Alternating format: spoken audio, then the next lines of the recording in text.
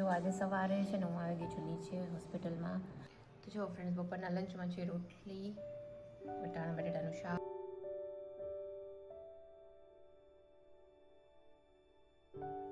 Friends જો મહેંદી લગાડી છે.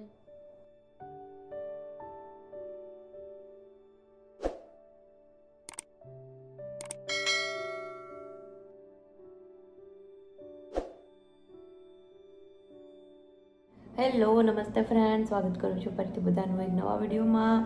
તો આજે છે ને વાગ્યા છે કેટલા રાતના કેટલા વાગ્યા છે? 8:30 5 મિનિટની વાર છે. અને કાલે રાત્રે અમે લોકો ઘણા મોડે સુધી જાગતા હતા બધા, લગભગ 12:30 1 સુધી બધી લેડીઝ હતી. પછી ધીમે ધીમે બધા 1 by 1 કરીને ગયા અને અરાઉન્ડ સૂતા મને 2 વાગી ગયા હતા. અને આખા દિવસનો આમ થાક હતો ને, પછી આજે તો આખો દિવસ મારી આમ થોડીક તબિયત જ લો થઈ ગઈ છે. અને સવારથી બસ એમ જ થોડું ચાલતું હતું, નાનું મોટું બધું સરખું મૂકવાનું ને એ બધી વસ્તુ, બધું જમવાનું થોડું ઘણું વધ્યું હતું, એ માસીને બધા ટિફિન ભરીને દીધું, બધું કમ્પ્લીટ કર્યું. પછી બપોરે એટલી મને ઊંઘ આવતી હતી ને, પછી મેં પાર્લરવાળા બેનને બોલાવ્યા હતા ઘરે, તો વેક્સિંગ ને બધું કરાવ્યું અને ફેશિયલ કરાવ્યું મેં. તો મને છે ને કમેન્ટ આવી હતી, તમે કયું ફેશિયલ કરાવો છો એવી. આમ તેમ પાર્લરવાળા મારા બેન છે ને, એને હું કહેતી હોઉં છું ગમે એ લઈ આવે ને આરામથી મસ્ત. જો આજે ફેશિયલ કરાવ્યું થોડું બપોર પછી છે ને, અને સાવ રિલેક્સિંગ મૂડમાં જ છું અત્યારે. પણ હજી મને આમ સરખું નથી, મને એમ થાય છે કે હું સૂઈ જાઉં. બટ અત્યારે છે ને જમવાનું બનાવવાનું જે બાકી છે. અને હું ને પ્રહાન બેનને જો અહીંયા બેઠા જ, પ્રહાન અહીંયા મસ્ત એની ડ્રોઈંગ કરે છે. થોડુંક મેં તમને બતાવ્યું, બટ હવે છે ને આખી ડ્રોઈંગ કમ્પ્લીટ થાય ને પછી બતાવીશ હું એની ડ્રોઈંગ. કેમ કે એનું પ્રહાન એવું છે કે થોડું કમ્પ્લીટ થવા દે મમ્મા બધું, પછી બતાવજો. તો બસ જો હવે અહીંયા છે ને આજે આ બનાવવાની છે જમવામાં ઓનલી અને ઓનલી સ્વામિનારાયણ ખીચડી અને દહીં અને પાપડ. બસ 2-3 વસ્તુ જ. શું થયું?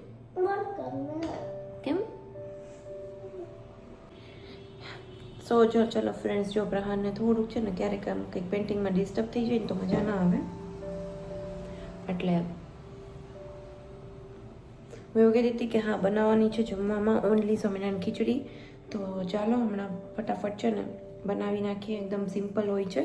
મેં બહુ ટાઈમ પહેલાં એની રેસિપી શેર કરેલી છે. હમણાં તો ઘણા સમયથી મેં પણ નથી બનાવી.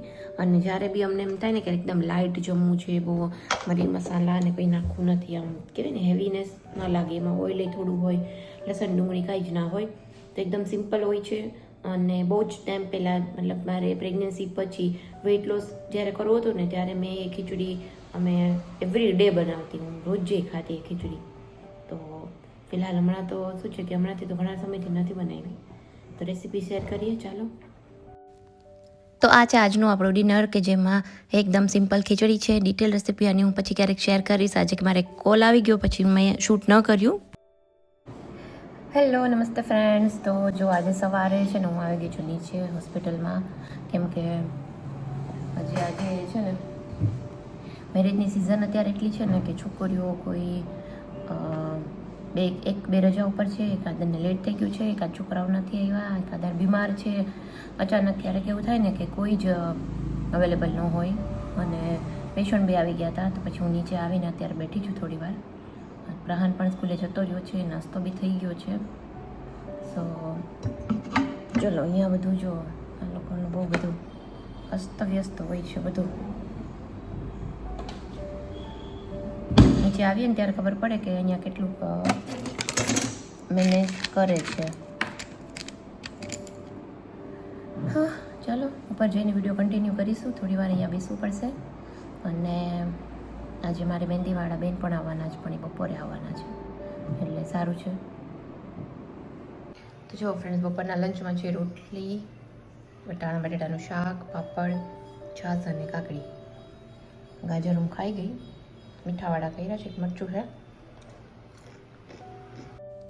તો અત્યારે ફૂલ એકદમ મેરેજની સિઝન આવી ગઈ છે, એટલે અમારે સ્ટાફમાં પણ બધા રજા ઉપર છે અને ઘણા બધા લોકો એકસાથે રજા ઉપર હતા, એટલે આજે મારે નીચે જવું પડ્યું હતું કેમ કે સ્ટાફની જે એક છોકરી સવારે વહેલી આવતી હોય છે એ થોડીક લેટ આવી, એકાદ છોકરો બીમાર થઈ ગયો, એમ કરતાં આજે એકદમ સવારમાં વહેલા પેશન્ટ પણ આવવા માંડ્યા કેમ કે પછી બપોરે બધાને મેરેજમાં જમવાનું જવાનું હોય ને, એટલે તો વહેલી સવારથી બધા આવવા માંડ્યા હતા. એટલે પછી હું પણ સવારે છે ને બ્રેકફાસ્ટ બનાવી પ્રહાન સ્કૂલે જતો રહ્યો, એટલે થોડી વાર નીચે જતી રહી હતી, 2 કલાક જેવું ત્યાં બેઠી, થોડા ઘણા પેશન્ટ જોડાવ્યા અને પછી ઉપર આવી ગઈ.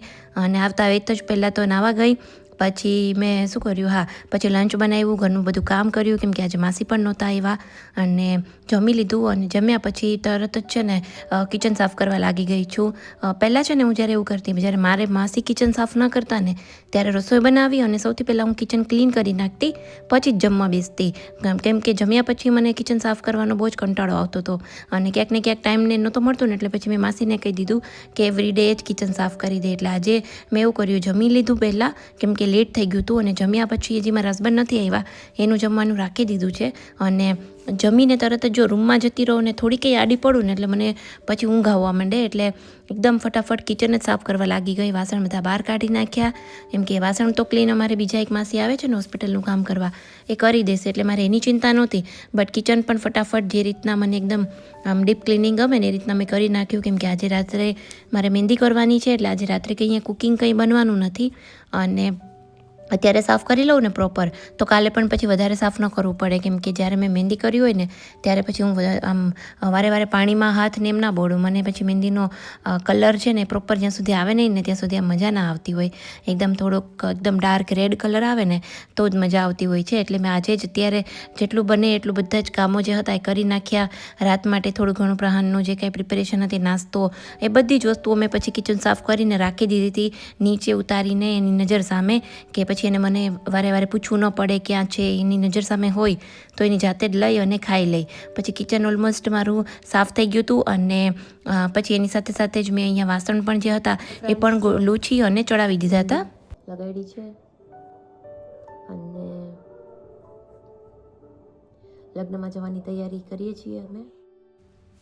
પછી તો મહેંદી કરી હતી, એટલે એ ઇવનિંગ તો આખી જ મારી એમ જ ગઈ છે આરામ કરવામાં જ. અને સવારમાં ઉઠી અને પ્રહાન જતો રહ્યો, નાહી લીધું, અને હવે કરું છું ફરીથી સફાઈ, કેમ કે અહીંયા પ્રહાન રમતો હતો, કુદાકૂદ કરતો હતો, એટલે સોફાના આ બધા જે છે ને એ ખરાબ કરી નાખ્યા હતા. એટલે મેં કીધું ચલો આજે પ્રોપર હું થોડીક મારી રીતે ડસ્ટિંગ કરી નાખું. આમ તો માસી કરતા હોય, એકાદ દિવસ માસી ન હોય તો પછી હું ન કરતી હોઉં એટલું બધું, બટ આજે મેં કીધું ચલો એકદમ પ્રહાને કવર વીખી નાખ્યા છે તો પ્રોપર આજે કવર બધા કાઢી, અને આવાળું જે બ્રશ છે ને સરસ છે, એનાથી એકદમ ઝીણી ઝીણી બધી ડસ્ટ હોય ને એ પણ આવી જતી હોય છે, એટલે એનાથી ડસ્ટ બધી કાઢી અને હવે આ બધા કવર પાછા ચડાવી દઈશ. હમણાં છે ને મેરેજની સિઝન ખતમ થઈ જાય, થોડુંક પેલી હોળી નજીક આવે ને કમૂરતાનો ટાઈમ, ત્યારે થોડુંક મારું વેક્યુમ ક્લીનર કાઢી અને ફરીથી સોફા છે, કર્ટેન્સ છે, એ બધી જ વસ્તુઓ થોડી ધીમે ધીમે પાછી સાફ સફાઈ કરવી છે. બટ હવે 15 દિવસ જવા દઈએ પછી જ કરીશું, એટલે આવવા જવાનું બધું થોડું ઓછું થઈ જાય. અને પછી પ્રહાનની એક્ઝામ પણ આવશે માર્ચમાં. બધા જ લોકોની શું કહેવાય કે ટર્મ ખતમ થતી હોય છે, એટલે એની એક્ઝામ પહેલાં થોડી ઘણી સફાઈ મારે કરી લેવી છે. આજે હું છે ને ઝાડુ કાઢીશ અને ડસ્ટિંગ કરીશ, પોતા નહીં કરું, કેમ કે પોતા કરવાની આમ 1-2 દિવસ માસી ન હોય તો બહુ જરૂર ન પડે, વાળી નાખીએ ને તો એકદમ ચોખ્ખું જ રહેતું હોય છે. અને અમારા ઘરમાં નાનો દીકરો છે મારો સન, બટ એ એટલું ગંદુ નથી કરતો જરાય, કે આમ નહીંતર ઘણા છોકરાઓ એવા હોય પ્રહાનની એજના કે બહુ જ કચરો કરતા હોય છે, પેપર્સ ફાડતા હોય છે અને ટોયઝ ને બધું બહુ જ ફેલાવતા હોય છે. બટ પ્રહાનને થોડીક એવી સારી હેબિટ છે કે કોઈ પ્રકારનો પેપરનો કચરો નથી કરતો, કોઈ જ રેપર નહીં, અને એને જ ગંદુ ન ગમતું હોય, કંઈ પણ ખરાબ આડોડું પડ્યું હોય ને તો એને થોડીક એવી ટેવ પડી છે કે એ જ ક્લીન કરી નાખે. એ પ્રહાન અખરોટ ખાય કે કોઈ પણ વસ્તુ ખાય, કેળું ખાય તો પણ એનું પ્રોપર એનો જે કચરો હોય ને એ જે જગ્યાએ આપણે રાખતા હોય ને એ ત્યાં જ મૂકે છે. એટલે મને આમ એ વસ્તુ ગમે કે જો થોડું ઘણું આપણે પોતે ઘરમાં ચોકસાઈ રાખીએ, બધું ઓર્ગેનાઇઝ રાખીએ, તો ધીમે ધીમે આપણા છોકરાઓને પણ એ જોવે અને એને પણ એ એન્વાયરમેન્ટમાં રહેવાની ટેવ પડે ને તો ધીમે ધીમે હવે એને પણ નથી ગમતું. અમુક જગ્યાએ થોડું મેસી હોય, થોડું ઓર્ગેનાઇઝ ન હોય ને તો એ પોતે જાતે એમ કહે કે મમ્મા હું બધું મૂકી દઉં. અને સ્પેશિયલી હવે તે એના રૂમમાં તો એ બહુ જ ધ્યાન રાખે છે કે કોઈ પણ છોકરાઓ આવ્યા હોય ને તો એની સાથે રમે ખરા. હમણાં અમારે જ્યારે ડિનર પાર્ટી રાખી હતી ત્યારે છોકરાઓ હતા, એ બધા સાથે રમ્યું, બધા ટોયઝ કાઢીને. બટ જેવા બધા જતા રહ્યા ને એવા સૂતા પહેલાં એના બધા જ ટોયઝ હતા એ પ્રોપર એની પ્લેસ પર મૂકી દીધા, લીધા અને પછી મેં કીધું પિન્તુ ચલ પ્રહન આપણે તારા ટોયઝ ને બધું છે ને એ કમ્પ્લીટ પ્રોપર તારા રૂમમાં છે ને ક્લીન કરી આવીએ. તો કે મમ્મા મેં મારા બધા જ ટોયસ ને બધું છે ને એ જે જગ્યાએ હતું ને જગ્યાએ પ્રોપર સાચવીને રાખી દીધું છે. એટલે આમ ખુશી થાય આપણે થોડું ઓર્ગેનાઇઝ રહીએ અને ઘરને સાફ સફાઈને ચોખ્ખું હોય ને તો છોકરાઓ ઓટોમેટિક જ એને ટેવ પડતી જાય. અને હવે બસ જો ડસ્ટિંગ ઝાડુ કાઢી લઈશ. બહુ જ ઓછો મને આ નવા ઘરે રહેવા આવ્યા પછી મારે ઝાડુ પોતા કરવાનો મોકો મળ્યો છે. કદાચ મેં આ બીજી કે ત્રીજી વખત ઝાડુ કાઢ્યું હશે. બાકી મોસ્ટલી માસી ન હોય ત્યારે હું એકાદ દિવસ પૂરતા ના હોય તો ચલાવી લેતી હોઉં છું. અને અમારે પણ હવે મેરેજમાં જવાની તૈયારી કરવી છે એટલે પેકિંગ પણ મારે કરવાનું બાકી હતું. એટલે આજે ફટાફટ સવારે બધું કામ કર્યું અને પછી તરત જ પેકિંગ કરવાને એમ લાગી ગઈ હતી. કેમ કે એન્ડ મોમેન્ટ પર છે ને અમુક વસ્તુઓ યાદ ના આવે ક્યાં મૂકી છે. પ્લસ અમુક બ્લાઉઝની સિલાઈઓ આપણને પ્લસ માઇનસ થતી હોય એ એન્ડ ટાઈમે જ બધી વસ્તુઓ છે ને એ નીકળતી હોય છે. એટલે મને ઓલવેઝ છે ને થોડુંક પ્રી પ્લાનિંગ કરીને ચાલવું ગમતું હોય છે કે અગાઉથી જ બધું પેક કરીને રાખીએ. કેમ કે મારા હસબન્ડનું કાંઈ જ નક્કી ન હોય એનો ટાઈમિંગ્સ નીકળવાનો.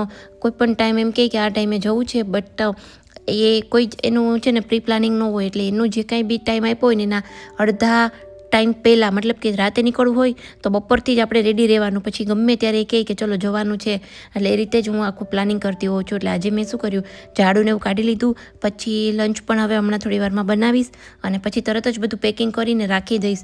પછી એની ટાઈમ નીકળવાની વાત આવે ને તો પછી નીકળવાનું જ રહે. એટલે જોઈએ અમે મોસ્ટલી છે ને કાલે કેમ નીકળવાના છીએ અને પછી અમે રોકાશું ને મારા હસબન્ડ આવી જવાના છે.